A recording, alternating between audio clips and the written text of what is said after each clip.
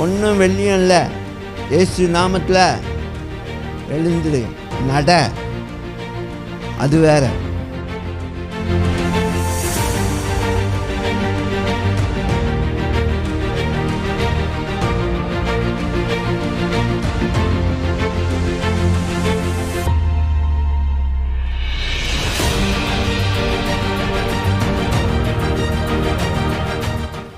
இப்போ இவங்க கையில் எல்லாமே விழுந்துருச்சு. யார்? அப்போஸ்தலர் இந்த பொறுப்பு வந்துருச்சு. நீங்கள் தான்ப்பா இதுக்கப்புறம் பார்த்துக்கணும்னு சொல்லி அவர் கிளம்பிட்டார்.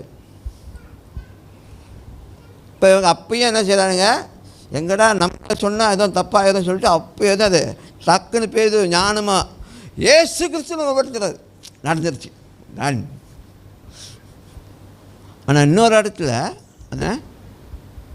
ஜப்பானிசமா பொன்னும் வெள்ளியும் இல்லை, இயேசு நாமத்தில் எழுந்துரு நட, அது வேற. புரிஞ்சுன்னு என்னது ஒரு பயம். சில நாள் நமக்கு ஒரு பயம் இருக்கும், எங்கடா அது நடக்குமா, நம்ம சொன்ன நடக்குமான்னு. அப்போ அவர் பேரை தட்டி விட்டுருவோம் அப்படின்னு.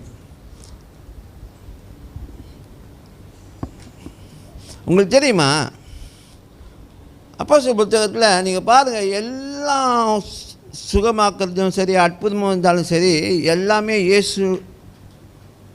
இயேசுவை தான் ஹைலைட் பண்ணும். இயேசு கிறிஸ்துவை தான் ஹைலைட் பண்ணுவாங்க. ஏன் தெரியுங்களா? அவர் தான் உலக ரட்சகர், அவர் தான் குணப்படுத்துகிற தேவன். ஏன்னா அதுக்கு முன்னுக்கு நீங்கள் பார்த்தீங்கன்னா 4 சுவிசேஷ புத்தகத்தில் அவர் தான் எல்லாம் செய்கிறாரு. அப்போ அவரை சார்ந்தவர்கள் செயல்படும் பொழுது என்ன நடக்குது, அவருடைய நாமத்தை யூஸ் பண்ணுறாங்க.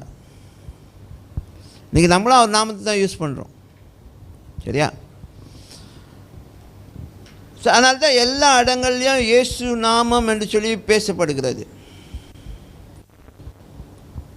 ஆமென்.